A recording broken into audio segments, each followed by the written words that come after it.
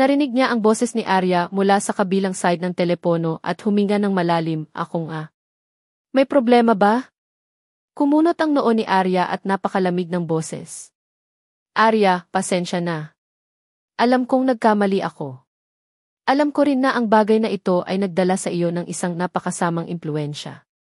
Kasalukuyan akong nag-iisip ng paraan para maresolba ito. Bigyan mo ako ng oras. Talagang gagawin ko, di. Paano mo gustong lutasin ito?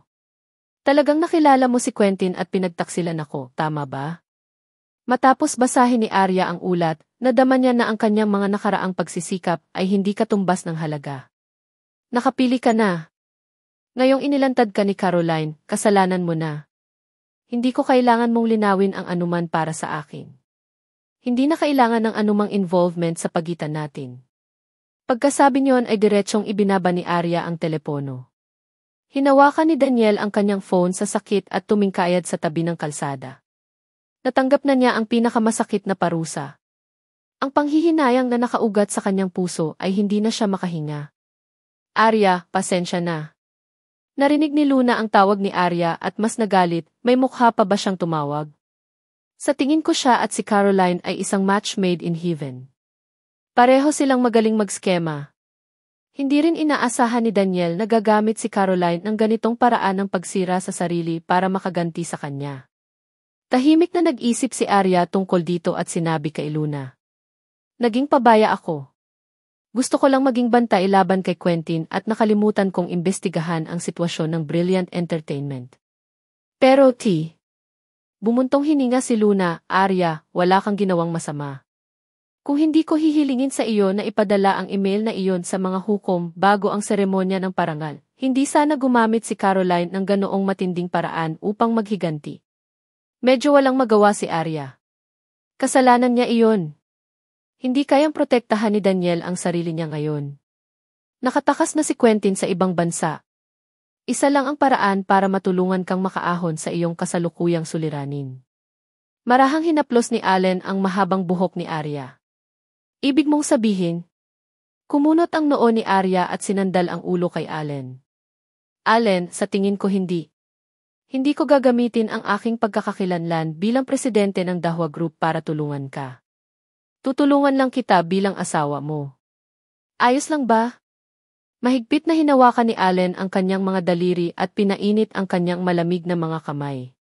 Siya ay may sariling pagpupursige. Alam ko kung ano ang iyong inaalala, ngunit walang ibang paraan. Sinubukan niyang kumbinsihin siya sa mahinang boses. Kailangang aminin ni Arya na may katuturan ang sinabi niya.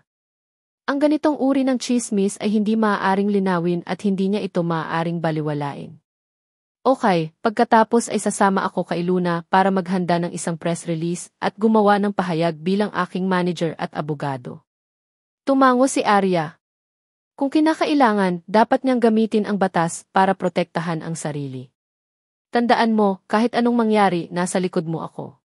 Hinaplos ni Allen ang mahabang buhok ni Arya at marahan itong hinalikan sa noo.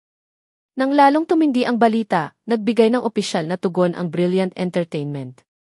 Kasalukuyan naming iniimbestigahan ang usapin ni Caroline at Arya. Lungkot din ang kumpanya na nangyari ang ganitong sitwasyon.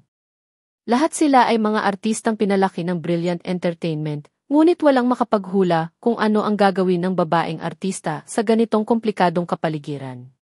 Kung totoo ang bagay, susundin ng Brilliant Entertainment ang kontrata at ituloy ang kanilang legal na responsibilidad. Nakinig si Luna sa broadcast at mabangis na dumura. Ito lang naman ang ideya ni Daniel, di ba? Parang kapatid niya lang.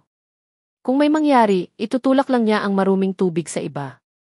Arya, sa tingin ko kailangan na nating magmadali. Inamin ni Arya at may naisip na siyang plano. Mag-isip ng paraan para mag-inquire tungkol sa inside information ng Brilliant Entertainment. Sa tingin ko, napakadelikado rin ang posisyon ni Daniel. Kailangan nating gamitin ito para magdulot ng panloob na hidwaan sa Brilliant Entertainment, hindi para buhusan tayo ng maruming tubig. Sa kabilang banda, nararamdaman ko rin na may ibang tao na sangkot sa bagay na ito. Si Caroline lamang ang hindi maaaring magdulot ng napakalaking kaguluhan. Sino ang kumukontrol sa lahat sa likod ng mga eksena? Hindi kaya may iba tayong kalaban? Kumunot ang noo ni Luna, maaaring ang batang babae na iyon sa huling pagkakataon.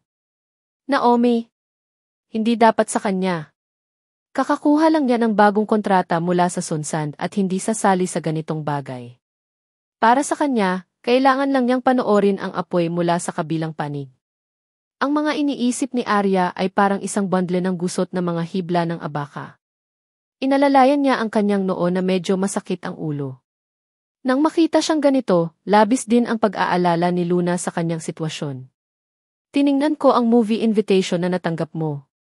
Maliban kay Direk Jacob na nagpumilit na gamitin ka, nagbago na ang ibang mga direktor at producer. Arya, gusto mo bang samantalahin ang pagkakataong ito para magpahinga? Kamakailan, masyadong marami ang naranasan ni Arya. Kung wala lang si Allen sa tabi niya sa lahat ng oras na ito, talagang nag-aalala si Luna na hindi siya makakapagpumilit. Umiling si Arya, Luna, nakakapit pa ako. Dahil naabot ko na ang hakbang na ito, paano ako titigil? Ang mga chismis na ito ay lilipas din sa lalong madaling panahon. Kahit na kailanganin niyang maganga ang kanyang mga ngipin at magtiis, kailangan niya itong tiisin. Ang mga naunang imbitasyon sa pelikula ay naging scrap paper. May mga post na pinapagalitan si Arya kahit saan sa website. Walang hiya na babae, sinasayang ang nararamdaman ko. Akala ko napaka-positive na aktres. Hindi ko akalain na isa din pala siyang green tea bitch na umaasa sa katawan para ma-promote. Nagpanggap pa siya na napakaawa at inosente sa harap ng kamera. Hindi siya kasing galing ni Caroline. At least naglakas loob siyang magsabi ng totoo. Lahat ng female celebrity sa entertainment industry ay ganito. Kung hindi sila maghubad ng damit, paano sila makakakuha ng kontrata? Anong biro? Binili ko talaga ang mga produkto ng advertising na inendorso niya. Ibabalik ko ang mga paninda bukas. You have the nerve to be a celebrity with this kind of character. Hindi ka ba natatakot na masira ang sosyal na kapaligiran? Walang pakialam sa nararanasan ni Arya. Ang paraan ng pagkapanalo niya ng parangal sa film festival ay itinapon sa kanilang isipan. Naalala lang ng lahat na isa siyang female celebrity na nanalo lang ng award pagkatapos niyang makipag-hook up sa mga judges. Nang hapong iyon, nakatanggap si Arya ng tawag sa telepono mula kay Quentin. Hindi ka na kayang protektahan ng Brilliant. Paano naman? Gusto mo bang tulungan kita na makipag-ugnayan sa manager ng EE o sa iba pang brokerage agency? Kayo na ang pumili. Balita ko nakatakas ka na sa ibang bansa. Kaya mo pa bang kontrolin ang sitwasyon sa bansa? Sinubukan ni Arya na magtanong kay Quentin. Kung malalaman niya kung kanino ito kamag-anak, baka makagawa siya ng paraan para malutas ang problemang ito. Gayunpaman, si Quentin ay isang napakamaingat na tao. Ang layunin ng kanyang tawag ay upang painin muli si Arya. Alam kong may umaalalay sa'yo sa likod mo. As don't care, but let me tell you, only when I say that you are not involved in this matter ay makakatakas ka ng hindi nasaktan. Ang halaga ay dapat mong samahan ako sa isang gabi. Basta tumango ka, padadalhan kita agad ng tiket. Kapag nakasakay ka na sa eroplano, makakakuha ako ng isang tao na maglalabas ng isang pahayag sa bansa. Paano naman? Ito ay isang napakagandang pagkakataon para sa iyo. Nanlamig ang mga mata ni Arya, talagang skumbag ka. Ha, nagpapanggap pa rin na puro. Arya, kung patuloy mong lalabanan ang ganito, lahat ng iyong pagsisikap ay magiging walang kabuluhan. Hindi ako naniniwala. May ilang taon ka pa para maghintay. Para sa babaeng artista, ang oras ay pinakamahalaga. Si Arya ay may mga kakayahan at lakas sa pag-arte, ngunit wala siyang maraming oras na sayangin. Kailangan niyang makuha ang pinakamahusay na kontrata ng pelikula sa kanyang ginintuang panahon upang maitatag niya ang kanyang posisyon sa hinaharap. Nagpupusta si Quentin na hindi siya maglalakas loob na salungatin ang gusto nito.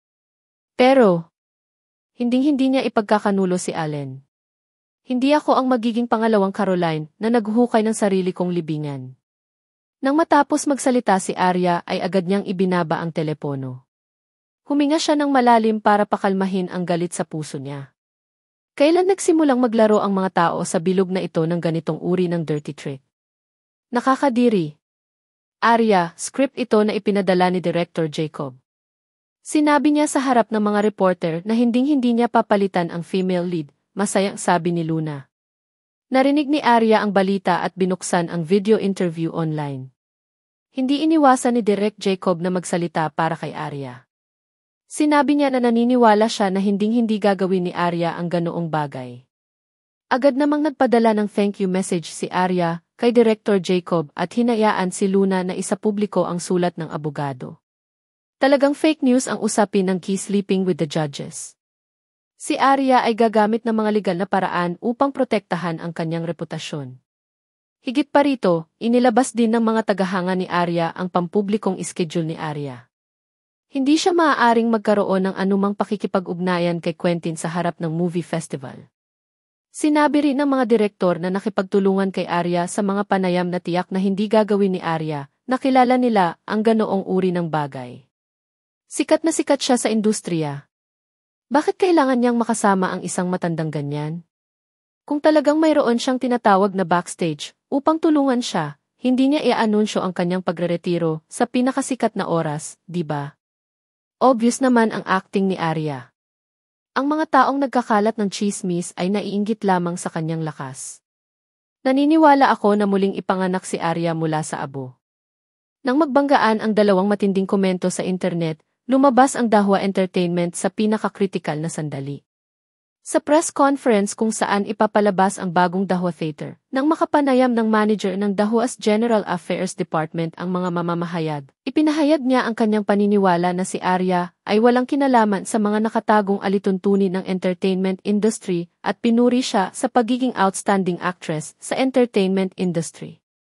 Sa industriyang ito, ang mga naaangkop na iskandalo ay maaaring magpapataas ng exposure ng isang celebrity, ngunit kung ang nilalaman ay gawa-gawa lamang at makakasama sa mismong artista, bilang pananaw ng brokerage agency, umaasa kami na ang labas ng mundo ay maaaring bigyang pansin ang trabaho mismo. Ang ilang hindi napatunayang haka-haka ay maaaring iligaw ang publiko. Ang ibig niyang sabihin ay hula lang ang mga chismis tungkol kay Arya. Hindi maisip ng mga tao na may kaugnayan si Arya sa bagay na ito dahil lang sa pangalan ni Arya ang nasa larawan ng kasunduan. Sa katunayan, walang tiyak na katibayan upang patunayan ang bagay na ito. Ang pahayag ng Dahua ay agad na humantong sa isang malaking bilang ng mga nagtatanong na boses at nagsimula ito ng digmaan ng mga salita online. Tama na. Walang ebidensya ang media. I think Caroline and Daniel are the one who framed Arya. Sinasabi ng lahat na sa pamamagitan lamang ng mga unspoken rules ay maaaring makakuha ng award. Hindi kaya ang mga taong nanalo ng mga parangal ay lahat ay may hindi sinasabing mga patakaran sa mga hukom. Ang libangan. Magulo talaga ang industriya. Habang patuloy na umuunlad ang sitwasyon, sa wakas ay sinipa ni Daniel ang posisyon ng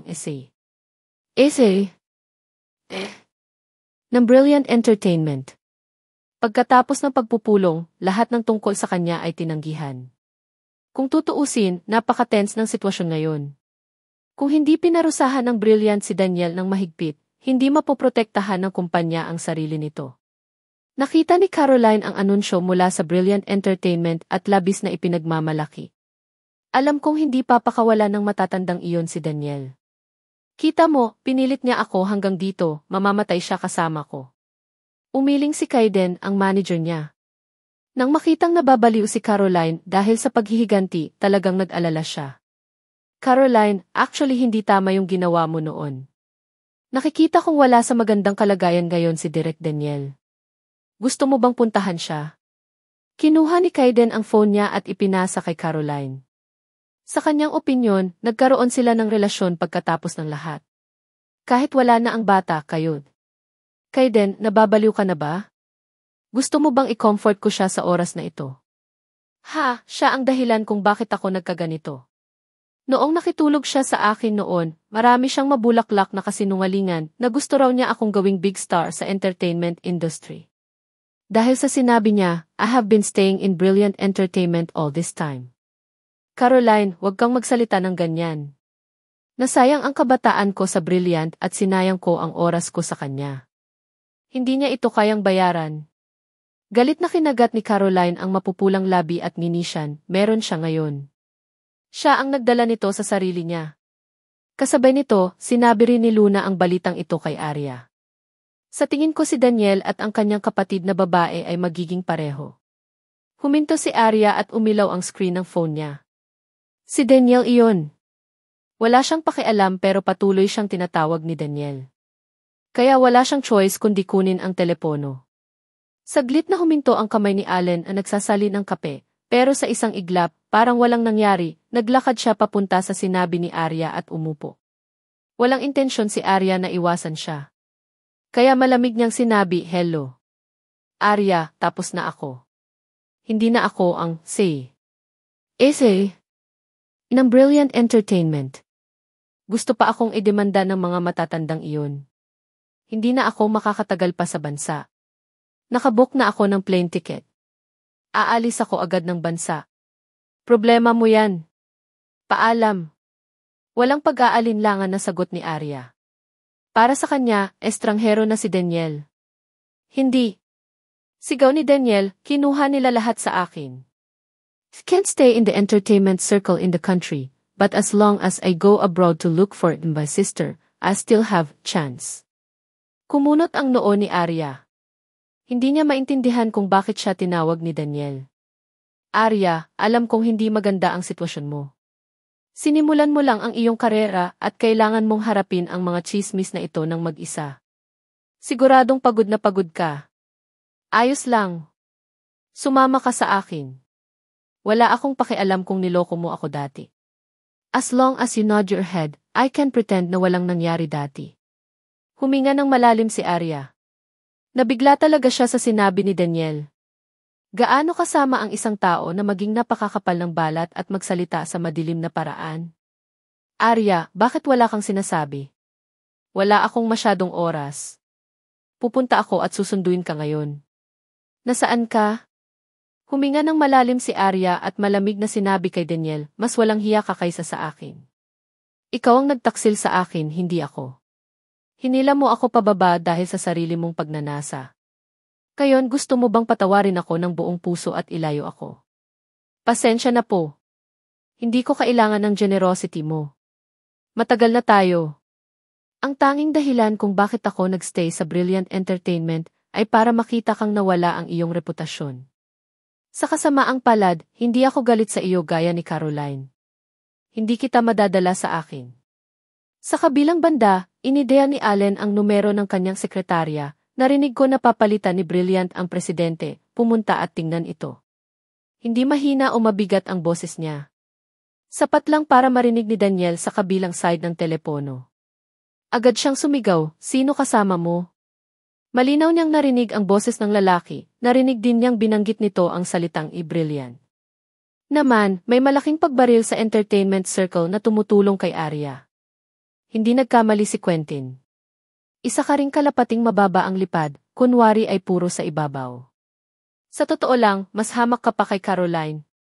Ang ginagawa ko ay negosyo ko, wala itong kinalaman sa iyo. Wala ka talagang puso. Ilang buwan na ang nakalipas, muntik na tayong ikasal. Sinabi mo rin na muntik na tayong ikasal. Napakabuti ko ngayon, napakasaya. Tumingin si Arya kay Allen at alam niyang oras na. Kung hindi, si Daniel ay nabubuhay sa isang panaginip. "Arya, huwag kang magalit. Sino pa ba ang makakasama mo maliban sa akin? Nasira na ang reputasyon mo. May asawa na ako. Huwag mo na akong istorbohin pa." Hindi naniwala si Daniel sa kanya. Umiti siya at sinabing, "Sino ang nangahas na pakasalan ka?" Hindi direktang sinagot ni Arya ang tanong na ito. Sa halip, mahinahon niyang sinabi kay Daniel, "Lahat ng tungkol sa akin ay walang kinalaman sa iyo." Hindi inaasahan ni Daniel ang resultang ito. Alam niyang hindi magbibiro si Arya sa ganitong bagay. Parang dinudurog ang puso niya. Sumibat sa puso niya ang sakit at panghihinayang. Palagi niyang iniisip na hihintayin siya ni Arya na magbago ang isip. Pagkatapos ng lahat, siya ay masunurin sa kanya. Paano siya biglang nagpakasal sa iba? Hindi niya matanggap ang katotohanan ito. Naisip niya na kahit paano niya tratuhin si Arya, basta kumaway ito sa kanya ay agad itong lalapit sa kanya. Gayunpaman, ang kasalukuyang sitwasyon ay nagbigay sa kanya ng isang malakas na sampal. "Alam ko. Dapat ay nagpakasal ka sa isang pangit at matanda. Ano sa tingin mo? May pera ba siya? Mabusog ka ba niya sa kama? Daniel Parker, nakakadiri ka. Ang kanyang mga iniisip ay marumi sa sukdulan. Sa kanyang mga mata, tanging si Arya ang makapagtaksilan sa kanya. Hindi niya kailanman iginalang si Arya, ni hindi niya naisip ito mula sa kanyang pananaw. Sabihin mo sa akin kung sino ang pinakasalan mo. Ayaw maniwala ni Daniel sa lahat at nagtanong pa. Kinuha ni Allen ang ekspresyon ni Arya sa kanyang mga mata at marahang hinawakan ang kanyang kamay. Pagkatapos ay magkita tayo at hayaan siyang sumuko. Sa katunayan, binalak na ni Allen na tulungan si Arya na alisin ang taong ito. Ipapatawag kita kay Luna. Pagkatapos magsalita ni Arya, agad niyang ibinaba ang telepono at bumaling kay Allen at sinabing, sa totoo lang hindi na kailangan. Hinigpitan niya ang pagkakahawak sa kamay niya at may bakas ng liwanag sa madilim niyang mga pupil. Alam mo ba ang nararamdaman ko kapag narinig ko ang sinabi niya? Arya, kaya kitang protektahan. Nakita ni Luna ang kapaligiran at tahimik na umalis. Naantig si Arya at tumango. Pumunta siya sa harap at niyakap siya at sinabi ang kanyang iniisip. Allen, ayoko lang na mag-alala ka sa mga bagay na ito. Tumaas ang sulok ng kanyang bibig at niyakap si Arya. Baka hindi mo alam. Ang isang lalaki na kayang protektahan ang kanyang babae sa ganoong oras ay isang paraan ng pagkilala para sa kanya. Tumingala si Arya mula sa pagkakayakap at nakita ang tiwala sa mga mata ng isa't isa. Sa kotse, si Arya ay patuloy na nakatingin sa labas ng bintana na may napakalmadong ekspresyon. Tumawag ang sekretarya at sinabing pinapunta na niya si Daniel sa restaurant. Sabi ni Allen, ipasok mo muna siya. Hindi siya magpapakatanga kay Daniel. Isa lang itong restaurant na madalas nilang puntahan ni Arya. Huminto ang sasakyan sa entrance ng restaurant. Nakita ni Daniel kung saan siya nakaupo. Ang babaeng nakapaligid sa kanya noon ay matikas na bumababa ng sasakyan. Ang orihinal na kalmado niyang mukha ay nagpakita ng matamis na ngiti nang tumingin siya sa lalaking katabi niya. Napuno ng inggit at galit ang isip ni Daniel. Hindi niya makita ang mukha ni Allen mula sa anggulong ito, ngunit kitang-kita niya ang matangkad nitong figura. Bahagyang kumunot ang noo niya at siguradong dalawang bangka ang tatapakan ni Arya kapag nagde-date sila. How despicable, mahinang ungol niya at umupo ng tuwid sa upuan. Tumingin siya sa paligid ng restaurant at sumigaw ng masama. Hindi mataas ang kalidad ng mga ulam dito. Walang darating. Tumayo ang waiter sa tabi niya at naghintay. Nang marinig niya ito, magalang siyang sumagot, Sir, mali ang pagkakaintindi mo. Si Mr. Jones ang nag-book ng lugar ngayon. Natigilan si Daniel. Magkano ang magagastos sa isang restaurant sa ganitong antas? Para ipakita sa akin, gumastos ka talaga ng malaki. Lalo siyang na-curious kung sino ang kabilang party. Hindi siya pinansin ng waiter. Narinig ni Daniel ang mga yabag at tumingala. Unti-unting tumitig ang mga mata niya kina Arya at Allen. Ikaw, Lee. Natigilan si Daniel. Paano kaya ito? Paano ito naging posible? Si Allen Jones, ang presidente ng Dahua Group, ay talagang asawa ni Arya. Kung hindi, bakit siya bumaba sa kotse ni Allen at hinawakan ang braso nito? Tapos natural. Ibinaba ni Daniel ang kanyang ulo.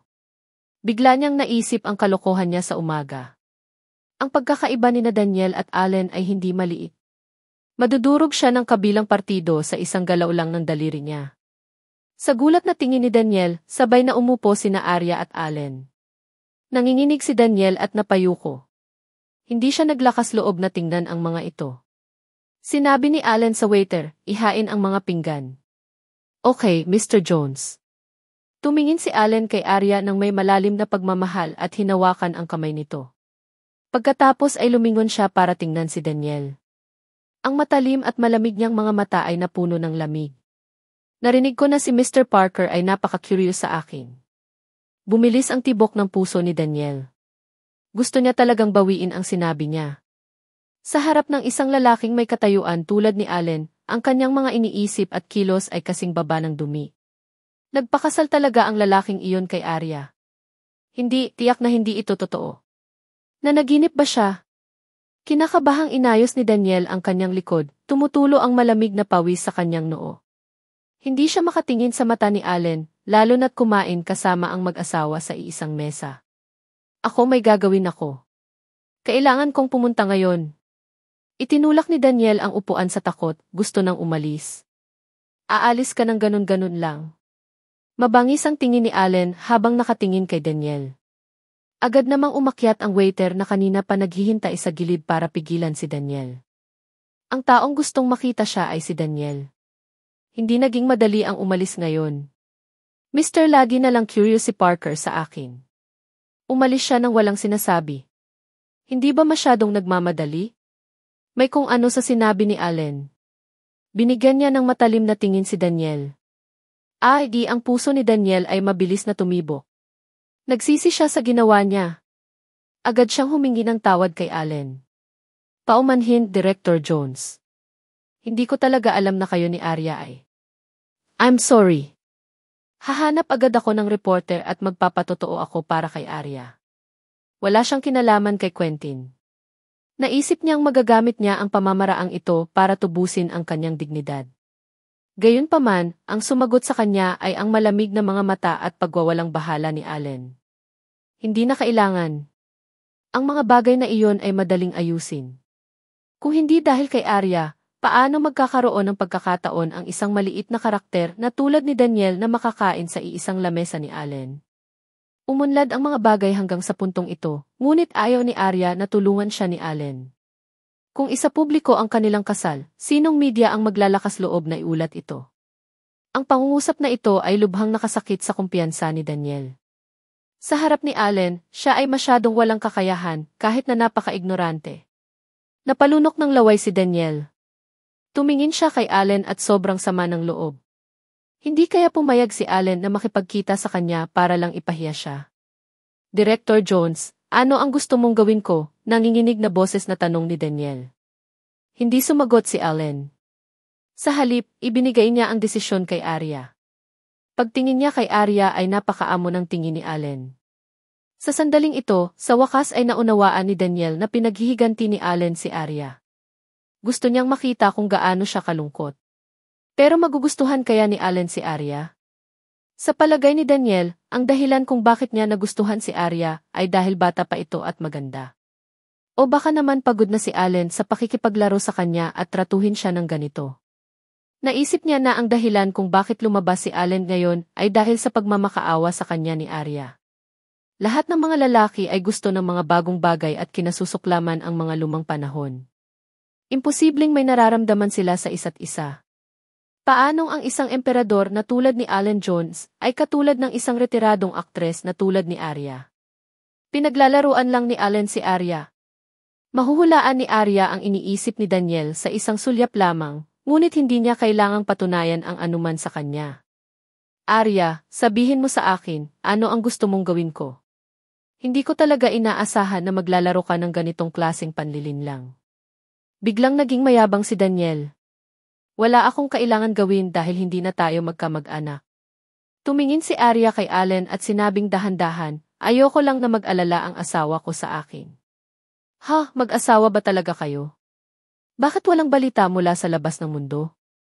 Napangiti si Daniel ng may pagmamalaki. Sa tingin ko nagsisinungaling ka sa akin. Hulyo 19. Nakuha namin ang mga credential mula sa Civil Affairs Bureau. Sabi ni Arya sa kanya. Biglang may naisip si Daniel. Unti-unting nawala ng laman ang kanyang mga mata at medyo nabigla. Ang araw na iyon ang araw na pumayag siyang sumama kay Arya para kunin ang kanyang marriage certificate, ngunit dahil inimbitahan niya si Caroline sa bachelor party noong nakaraang araw, nagtagal silang dalawa sa apartment ni Arya. Pagkatapos noon, hiniling pa niya si Arya na pumunta at mag-audition kay Caroline. Ang mga alaala ay lumundag na parang tubig at tuluyang nilunod si Daniel. Impossible. Kung ikaw ang gumawa niyan, bakit hindi mo hinayaan? Bakit hindi ko hinayaang tumayo si Allen para sa akin? Balik tanong ni Arya sa kanya. Pakiramdam niya ay katawa-tawa ang tanong na ito. Ayoko kay Allen, sa sandaling magsalita si Arya, sa wakas ay napagtanto ni Daniel kung gaano siya kaliit at ignorante. Ang salitang mababa ay talagang nakapinsala sa pagpapahalaga sa sarili ni Daniel. Sa puso ni Arya, hindi man sa ang kanilang nakaraan, ngunit hindi na ito dapat banggitin pa. Tiningnan ni Daniel ang kanyang hindi pamilyar na ekspresyon at malayong saloobin at biglang naunawaan ang lahat. Sa lahat ng panahon, siya ang nabuhay sa sarili niyang pantasya. Ang akala niya ay mabubuhay lamang si Arya sa pamamagitan ng pag-asa sa kanya, ngunit hindi niya inaasahan na sa bandang huli, siya rin pala ang gustong manatili sa tabi niya. Para naman kay Arya, hindi siya makatalikod. May mas kilalang lalaki pa siya sa tabi niya. Siya ay isang tao na hindi niya maihahambing kahit na pagkatapos na magtrabaho ng husto para sa ilang buhay. Hindi ko akalain na mapapangasawa mo talaga si Allen Jones, at higit pa, kayong lahat di. Tunay na sinabi ng kanilang pagsasama kay Daniel na bagamat ang bilog na ito ay puno ng panlilinlang, mayroon pa ring mga tao na iningatan ang kanilang mga puso at ginamit ang kanilang tunay na damdamin upang protektahan ang isa't isa. Wala siyang binigay kay Arya, pero binigay ni Allen. Binigyan pa niya ito ng 10 beses o 100 beses pa. Akala ko pareho kayo ni Caroline. Upang maging sikat, upang manalo ng award, maaari mong isuko ang anumang bagay. Nagkamali ako. Arya, ako di. 20 minutes ago, pinagpapantasyahan pa rin niya si Arya, lumuluhod at humihingi ng tawad dito. Ngayon, ang taong naging nalulunod na aso ay ang kanyang sarili. Gusto ko ring manalo ng award at makuha ang recognition ng audience. Ngunit kailangan kong umasa sa sarili kong lakas at hindi sa mga hindi pangkaraniwang tao. Ngayon, tiyak na may kakayahan si Arya na sabihin iyon. Nang maging movie queen siya ng Grand Slam, hakbang-hakbang, umasa siya sa sarili niyang pagsusumikap. Ngayong naging asawa na siya ni Allen, hindi niya ito ipinahalata at ginamit ang relasyong ito para madagdagan ang kanyang exposure. Sa pamamagitan lamang ng pagiging seryoso at matatag na tulad nito maaari siyang tunay na magkaroon ng malinis na budhi. Napatingin sa kanya si Daniel at biglang tumayo. Arya, ang asawa mo ay si Allen Jones. Ikaw ay nasa entertainment circle. Dapat may magbukas ng pinto sa likod para sa iyo. Kahit na hindi ito ang Best Contribution Award na nakuha mo sa pagtulog sa iba, nakuha mo pa rin ito sa pamamaraang ito. Nagdilim ang mga mata ni Arya. Hindi niya inaasahan na ganoon kababa ang tingin ni Daniel sa puntong ito. Tungkol sa pagpapakasal namin ni Allen, sa kasalukuyan, ilan lang ang nakakaalam nito. Luna, Julia at ikaw. Natigilan si Daniel. Hindi mo na kailangan ng ganoong kahusay na mapagkukunan. Nagulat si Daniel. Tanga ka ba o baliw ako? Lahat ng tao may kanya-kanyang choices. Marahil ikaw at ako ay hindi magkaparehong uri ng tao. Mas gusto kong makitang may gantimpala ang aking pagsusumikap. Maaaring hindi mo maintindihan ang pakiramdam na iyon sa natitirang bahagi ng iyong buhay. Sana mailihim mo ang relasyon namin ni Allen. Tuluyan nang nawala si Daniel. Wala man lang siyang karapatang humingi ng tawad sa harap ni Arya. Nang makita ang kanilang tasit na pag-unawa, si Daniel ay nasa matinding sakit. Talagang naranasan niya ang ganitong uri ng nakakasakit na damdamin mula kay Arya. Lahat ng ginawa ni Caroline ay naging sanhi ng pagkawala ng kanyang reputasyon. Napilitan siyang tumakas sa bansa. Binigyan siya ni Arya ng malalim na aral. Nasabi ko na lahat ng kailangan kong sabihin. Sana maayos na natin ang mga bagay sa pagitan natin. Umaasa ako na mabubuhay ka ng maayos sa hinaharap at huminto dito. Walang katumbas na lamig ang mga mata ni Arya. Ang kabaitan niya ay kay Allen lang. Pinagmasdan niya sina Arya at Allen na magkatabi na umalis sa sakit. Ano ba talaga ang ginawa niya para mawala siya? Wala nang silbi ang panghihinayang ngayon. Tulala si Daniel na lumabas ng restaurant at nagpadala ng huling mensahe kay Arya. Hindi madaling pakitunguhan si Quentin. Ipapadala ko sa iyo ang recording nila ni Caroline. Sana makatulong ito sa iyo. Arya, hiling ko sa iyo ang kaligayahan. Pagkatapos noon, nanginginig niyang binura ang numero ng telepono ni Arya. Ang isang tulad niya ay hindi kwalipikadong lumitaw muli sa kanyang mundo. Umupo si Arya sa kotse at nakita ang mensahe. Ipinadala niya ito kay Luna. Tumingala siya at tumingin sa lalaking katabi niya. Nilagay niya ang phone sa bag niya. Allen, salamat sa pagsama sa akin. Hindi niya magagawa iyon. Handa akong gawin ang lahat kasama ka. Hinawakan ni Allen ang kamay ni Arya pabalik. Ang kanyang mga daliri ay nakalock sa kanya. Sana makita mo ang daan sa unahan. Kahit anong mangyari, nandyan ako. Salamat, see you. Ese. Oh, Jones. Sabi ni Arya. Dahan-dahang hinalikan ni Allen ang kanyang noo at ipinakita ang isang magiliw na ngiti. Hindi maganda ang kasalukuyang sitwasyon para makatakas si Arya. Nagtago sina Caroline at Quentin. Pinaalis ng Brilliant Entertainment Company si Daniel sa kumpanya at walang pakialam sa kahit ano. Walang manager si Arya, si Luna lang ang tumulong sa kanya. Napakahirap ay clear ang mga chismis na iyon. Kinuha ni Luna ang recording ni Quentin at Caroline at naghanap ng ilang paparazzi reporters. Sa wakas, may tugon. May isang reporter na may mga litrato na magkasama silang papasok at palabas ng hotel. Kaswal lang siyang kumuha ng litrato at hindi niya napansin kung sino iyon ng mga oras na iyon. Ngayon lang niya nalaman na si Caroline pala iyon. Arya, sa ebidensyang ito ay mapapatunayan ito na may unspoken deal sina Quentin at Caroline. Noong panahong iyon, wala ka sa bansa. Bukod pa sa mga recording na ipinadala ni Daniel, hindi ka nila binanggit. Ang mga larawang inilantad ni Caroline ay ang mga plano ni na Daniel at Quentin. Ikaw ang biktima at kaya ikaw ang naging bargaining chip sa mga kamay ni Daniel. Inamin ni Arya. Napaisip siya at pakiramdam niya ay may kulang. Sa sandaling ito, ang sekretarya ni Allen, si Martin, ay nagmaneho para sunduin siya. Madam, 2:00 ng hapon gaganapin ang Golden Spear Judges at ang press conference ng organizer. Pinadala ako ni si Ese. Jones para kunin ka. Nagpalit si Arya ng kaswal na damit at sumugod sa eksena, kasama si Luna. Sa ngayon, hindi sapat ang ebidensya lamang. Ang pinakamahalagang bagay ay magkaroon ng patunay ng organizers. Dahil mabilis na umunlad ang usaping ito at nakakuha ng atensyon ng maraming media outlet, lumipat sina Arya at Luna sa isang sulok sa gilid. Walang sinuman ang nagkaroon ng oras para pansinin sila. 2:00, opisyal na bagan ang reception.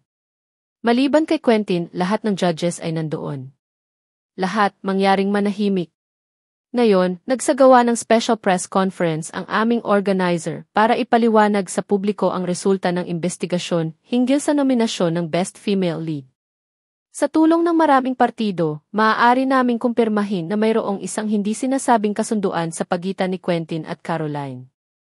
Gumamit nga siya ng paraan para baguhin ang listahan ng nominasyon at hayaan si Caroline na maging isa sa mga pinakasikat na nanalo. Humihingi kami ng paumanhin at pinagsisisihan ito. Paano si Arya? Malakas na pinutol ng isang reporter ang sinabi ng organizer.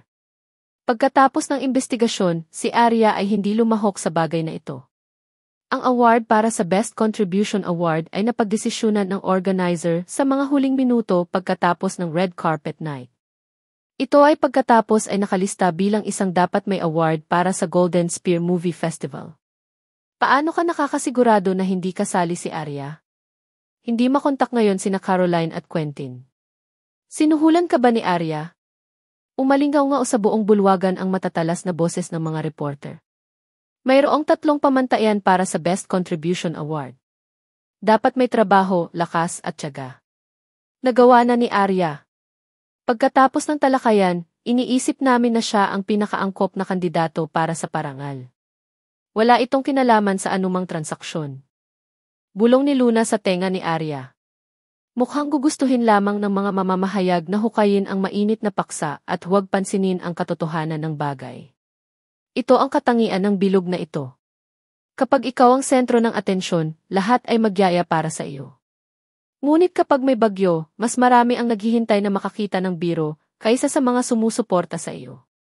Matagal nang nasanay si Arya sa lahat ng ito. Ang iniisip sa kanya ng labas ng mundo ay hindi nakaapekto sa kanyang buhay, ngunit hindi siya maaaring magpatuloy na mabuhay na may tulad na mansa sa kanyang likod.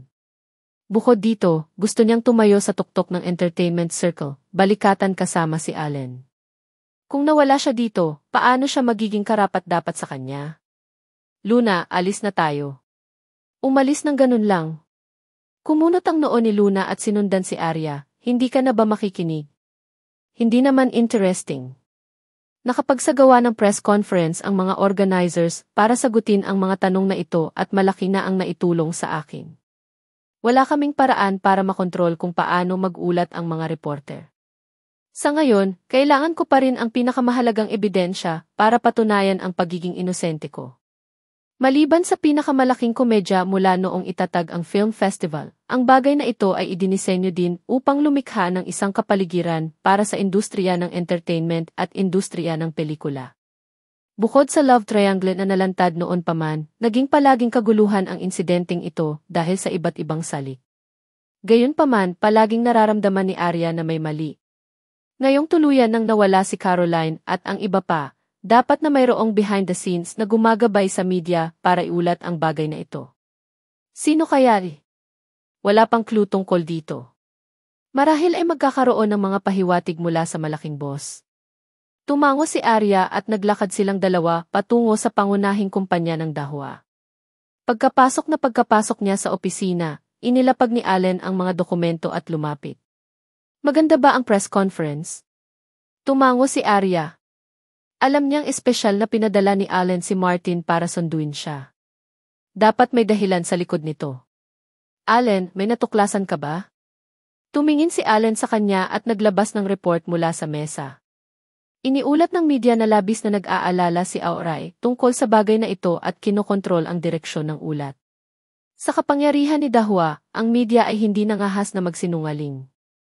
Tapos, bakit gagawin ito ng Auray? Hindi malinaw na makita ni Arya ang sitwasyon. Sa bilog na ito, walang ganap na kaaway at walang ganap na kaibigan. Upang maprotektahan ang mga artista, hindi katakataka na may mga tao mula sa Auray na kumilos. Ngumiti si Allen at hinawakan ang kamay ni Arya.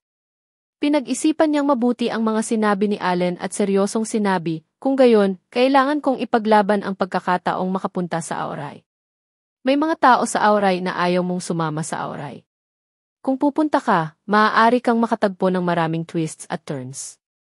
Gusto mo pa bang makinig sa akin at pumunta sa Auray? Alam ni Allen na si Arya iyon. Napakamakatwiran. Hindi siya tanga para makinig lang sa kanya. Siya ay isang babae na may pag-iisip. Ito ay dahil si Auray ay may ganoong kakayahan at antas na gusto kong puntahan. Gusto kong gamitin ang lakas ko para sabihin sa kanila na hindi ako matatalo sa ganitong paraan. Sa halip, gusto ko ang isang mature na team tulad ng Auray na magtrabaho para sa akin. Ngayon ay naunawaan na niya sa wakas kung bakit gusto ni Allen na sumuko siya sa Yi at Sonsand at piliin si Auray. Kung ikukumpara sa Brilliant at sa iba pang brokerage agency, mas maraming mapagkukunan si Auray at mas malakas siya sa entertainment circle. Ang isang team na tulad nila ang pinakakailangan ni Arya ngayon. Hindi siya dapat mapili sa panahong ito. Dahil naniniwala siya na ang Auray ay makakatulong sa kanyang karera, gagawin ni Arya ang kanyang makakaya upang ipaglaban ito. Titingnan ko ang sitwasyon doon. Humanda ka. Sa huli, ang taong kailangang magpakita sa kanyang mga resulta ay si Arya pa rin. Gagawin ko. Palaging binibigyang pansin ni Luna ang mga balita sa internet. 2 oras matapos magsagawa ng press conference ang organizer ng film festival, nagkaroon ng mabilis na trend sa internet. Mayroong karaniwang 2 panig. Kinwestiyon pa rin ng isang panig ang opisyal na sinseridad at inisip na napakagulo ng entertainment industry. Akala din nila lahat ng nangyari ngayon ay palabas ni Arya. Ang kabilang panig ay sumuporta sa mga tagahanga ni Arya at lumawak mula sa orihinal na grupo ng mga tagahanga sa 3,000 tao. Sinuportahan nilang lahat si Arya hanggang dito at naunawaan na si Arya ay isang tunay na may kakayahang artista. Nais din nilang samahan si Arya na lumayo sa gulo. Unang nakatanggap si Luna ng tawag sa telepono mula sa reporter. Hindi raw niya ibibigay sa kanila ang ebidensya at hindi raw niya hahayaang makipaglaro kay Arya. Sa impluwensya ni Quentin sa industriya, wala silang makukuhang anumang benepisyo. Alam ni Luna na kinuha ng isa pang sinabi ang pera ni Quentin, ngunit wala siyang magawa.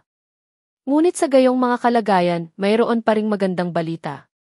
Dahil sa paglilinaw ng organizer, tumawag para humingi ng paumanhin ang mga orihinal na hindi masyadong nag-isip kay Arya at nagpahayag na aanyayahan nila si Arya na lumahok sa pagtatanghal sa hinaharap kung magkakaroon sila ng pagkakataon. Nagkaroon din ng isa pang programa ng panayam na nag-imbita kay Arya. Arya, saan ka pupunta? Kinailangan munang tanungin ni Luna si Arya bago siya makapag-ayos para sa schedule. Sa oras na ito, mas magiging kapaki-pakinabang para sa akin na ipakita ang aking mukha. Nakangiting tumayo si Arya. Luna, guguluhin kita para ayusin ito. Sagot ni Luna at tinapos ang oras sa kabilang partido. Bukas ng hapon, ipapalabas ang recording kinabukasan. Ayon sa nakagawi ang gawin ng programang ito, mag-imbita ito ng ilang celebrity bilang bisita. Medyo nag-aalala si Luna na baka maapektuhan si Arya ng mga bisitang magkasama, kaya nagpunta siya para tingnan at nalaman niyang may mga artista rin ng aura sa kanila. Ayos lang. Kailangan ko lang gawin ang sarili ko. Pero't medyo nag-aalala si Luna. Naiintindihan ko. Ngayong binibigyang pansin ng lahat ang mga chismis na iyon, tiyak na itatanong ng host ang mga tanong na iyon. Ito ay isang magandang pagkakataon. Kailangan niya ng ganoong plataporma para makapagsalita ng ilang salita para sa kanyang sarili. Nang makitang nagpumilit si Arya, hindi siya pinigilan ni Luna. Kinabukasan, maaga niyang dinala si Arya sa istasyon ng telebisyon. Ngunit nang huminto ang sasakyan, nakatanggap siya ng tawag mula sa directing team. Bakit wala pa kayo? Hinihintay ko kayo. Galit na galit ang kabilang partido. Saglit na natigilan si Luna at tumingin sa oras. Malayo pa sa umpisa. Wala pa bang kalahating oras? Hindi ba kailangang maagang magpalit ng damit ang mga artista para tingnan ang venue? Bakit lahat kayo ay hindi propesyonal? Kung ipagpaliban mo ang pagsasaayos ng paggawa ng pelikula, maaari ba kayong lahat na managot? Ito ay talagang kawili-wilig. Bago niya ibinaba ang telepono, nagsimula siyang tumawa sa gilid. Parang ipinakikita niya kung gaano siya kahanga-hanga ngayon. Umiling si Luna sa galit. Arya, sa tingin ko ay magiging napakahirap ngayong araw. Umiti si Arya at hindi na nagsalita pa. Pinindot niya ang baton ng elevator. Ang dapat dumating ay hindi maiiwasan. Dahil mayroon na siyang malinaw na layunin, kailangan niyang isuko ang lahat para dito. Kung hindi, magsisisi talaga siya sa sarili niya. Sige, magbabantay ako sa pinto mamaya. Kung may kailangan ka, tawagan mo lang ako. Kinuha ni Luna ang bag ni Arya at mahinang sinabi. Ang assistant director na tumawag sa akin kanina ay pinangalan ng Hugh. Pansinin mo siya. Okay, huwag kang mag-alala. Hindi ito ang unang pagkakataon na gumawa ng ganitong uri ng panayam. Umiti ng malumanay si Arya at pumasok sa shooting studio na naka-high heels. Sa sandaling lumitaw siya, lahat ay tumingin sa kanya. Galit na sigaw ng assistant director, bakit hindi ka pa nagbabago? Napatingin si Arya sa gilid at nakita niyang isa itong binata na nakadamit ng direktor. Ang name tag ay may nakasulat na salitang assistant director. Siya siguro ang assistant na binanggit ni Luna, Assistant Hugh. Hindi mo ba narinig ang sinabi ko? Naglakad siya palapit kay Arya at tinignan siya pababa.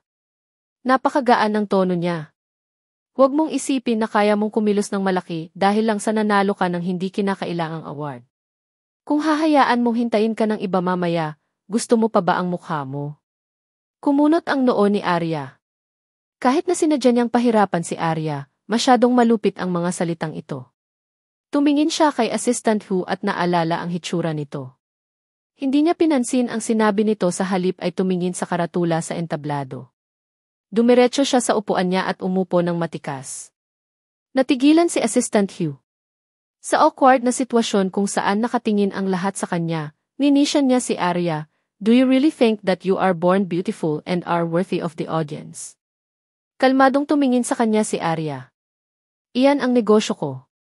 Hindi ko kailangan ng iba na sabihin sa akin kung ano ang gagawin.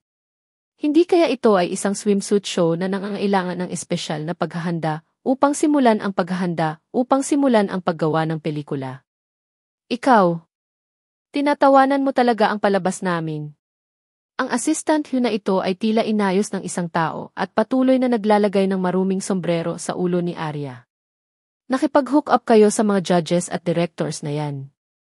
Inimbitahan ka ng aming programa na wala sa konsensya ng industriya. Hindi mo ba alam kung ano ang makakabuti sa iyo? Napakaraming tao sa paligid na nagkakagulo. Napakagulo ng kapaligiran. Hindi naman sila naapektuhan ni Arya, ngunit kung magpapatuloy ito, tiyak na makakasagabal ito sa paggawa ng pelikula. Tumingin siya kay Assistant Hugh. Maaari bang sabihin ng mga tao sa istasyon ng telebisyon ang gayong mga hypothetical na salita ng walang ebidensya? Sa tingin ko hindi ka na ma-promote. Saang departamento ka galing? Sa labas ng pinto, narinig ni Luna ang ingay sa loob at akmang itutulak ang pinto at papasok. Napahinto si Luna ni Martin na sumugod. Sinabi niya sa mahinang boses, hiniling sa akin ni Director Jones na hawakan ito. Inaasahan na pala ni Allen na may manggugulo kay Arya sa shooting. Masayang tumango si Luna nang marinig iyon. Sige, andito lang ako. Ang ibig sabihin ni Director Jones ay mas mabuting huwag nang sumali sa programang ito. Minsan, kailangang kumilos ng malaki. Sa low-profile at high-praise circle na ito, kung sila ay sumuko ng walang taros, mas lalo lang nitong itutulak ang ilang mga tao sa kanilang kapalaran. Sa kasalukuyang kasikatan ni Arya, hindi niya kailangang magdusa ng ganitong uri ng pagkakasala. Hindi basta-basta titignan ni Allen ang ganoong bagay na mangyayari. Sige, ako na ang magdadrive. Naramdaman din ni Luna na mas mabuting harapin ito sa ganitong paraan. Dapat niyang turuan ng leksyon ang mga taong minamaliit ang iba. Pinanood ni Martin na umalis si Luna. Hindi siya diretsong pumasok. Tumingin siya sa oras at umatras ng 2 hakbang. Makalipas ang 1 minuto, lumapit ang isang lead director at ang program director. Secretary Knight, bakit ka nandito? Naging abala ba si Derek Jones kamakailan? Napangiti sila nang makita si Martin. Tumango si Martin. Pinadala ako ni Director Jones para kunin ang artista. Pero parang may mali. Walang problema, gusto ni Director Jones na kunin ang artista, walang problema. Napansin din ng kinaukulan na napakaingay sa loob. Tinulak niya ang pinto at sumigaw, ano ba ang ingay ninyong lahat? Pagkatapos ay tumalikod siya at yumuko kay Martin. Secretary Knight, sino ang gusto mong kunin? Nakita kong nasa lounge pa rin ang mga invited stars. Hindi sila dumating. Napatingin si Martin kay Arya na nakaupo sa harap ng kamera. Nandito na siya. Ang taong pinasundo sa akin ni Director Jones ay si Miss Arya. Isang pangungusap ang muntik ng mabulunan ang kinaukulan. Ito. Sinong mag-aakala na talagang magpapadala si Pangulong Allen Jones ng isang tao para sunduin siya? Pero hindi pa tapos yung show. Kung aalis siya ngayon, sisirain niya ang kontrata. Naputol ang oras ni Assistant Hugh. Hindi na nakayanan ni Arya. Kinuha niya ang coat niya at naglakad papunta sa pinto. Okay, willing akong sirain ang kontrata. Ang iyong koponan sa paggawa ng pelikula ay may napakabata at walang alam na staff. Duda ako sa kalidad ng shooting mo. At saka, I will pursue legal responsibility. Hintayin mo ang sulat ng abogado ko. Ano? Hindi inaasahan ni Assistant Hugh na talagang gagamit si Arya ng ganoong formal na paraan para magpalit ng kulay. Miss Arya, hindi ito maganda. Hihilingin ko sa kawani na ito na humingi ng tawad sa iyo. Hinarang ng kinaukulan ang daan ni Arya at ang kanyang mga salita ay may dalang kaunting pagbabanta. Ayon sa kasunduan, ang halaga ng hininga ng kontrata ay hindi maliit. Mas mabuting isaalang-alang mo ito. Paumanhin, hindi ko na kailangang isaalang-alang. Pagkasabi nun ay umalis na si Arya nang hindi lumilingon. Alam niya ang ibig sabihin ni Martin sa pagtayo niya rito. Dahil ang mga bagay ay umunlad na sa yugtong ito, kailangan niyang maging mas malakas ng kaunti. Hindi niya maaaring ipaalam sa labas ng mundo na siya ay malambot na persimod na nilamon ang kanyang galit. Hindi siya nanlaban, ngunit hindi ibig sabihin na wala siyang kakayahang lumaban. Tungkol sa paglabag sa kontrata, ang Ministry of Affairs ng Dahua ay magkakaroon ng isang tao na makipag-ugnayan sa iyo. Ang lahat ng pagkalugi ay babayaran ng Dahua. Gayon din, personal kong iminumungkahi sa iyo na tanggalin ang katulong na ito. Kung hindi nasisiyahan si Director Jones sa kinalabasan ng bagay na ito, babawiin niya ang kanyang puhunan sa iyong istasyon ng telebisyon sa susunod na 2 taon. Pagkatapos magsalita ni Martin, tumalikod na siya at umalis. Naiwang tulala ang direktor at ang kinaukulan. So ang Dahua ang taga-suporta ni Arya?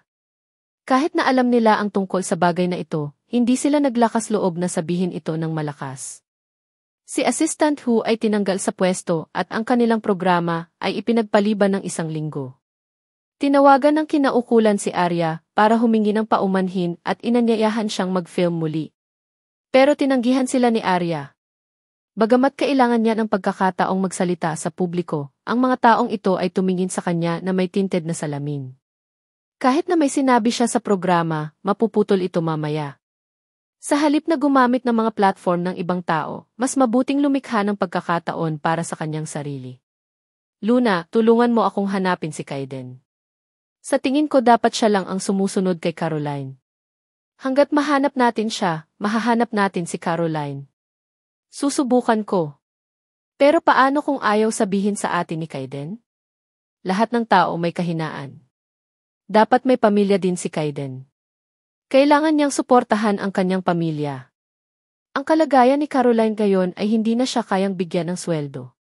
As Don Kaiden will always guard the greedy Caroline. Naiintindihan ko. Gagawin ko agad. Nakita ni Luna na muling nag-alab ang fighting spirit ni Arya at puno ng saya ang kanyang puso. May mga hinaing na kailangang tiisin, ngunit may mga pagkakataong hindi siya sumuko. Pag-uwi niya sa gabi, sumandal si Arya sa upuan at inisip ang nangyari sa maghapon. Pagkatapos noon, nagkusa siyang maglakad papunta sa study room ni Allen. Bahagya siyang kumatok sa pinto at nang tumingin sa kanya ang lalaki ay nakangiti itong pumasok. Gumagana pa rin? Konting takdang aralin. Hindi na isara ni Allen ang folder sa oras. Puno ito ng impormasyon tungkol sa mga artista ni Aoray. Alam ni Arya na pagod siya para sa kanya. Mumiti siya at ang liig ni Allen. Sa pagtingin sa impormasyon, naisip ko na gusto mong bilhin ang Aoray. Kung pipirmahan mo ang kontrata kay Aoray, ito ay isang magandang ideya. Anyway, sooner or later ay pipirmahan niya si Arya sa kanyang kumpanya. Noon lamang niya ito mapoprotektahan sa lahat ng oras. Kamusta ka ngayon?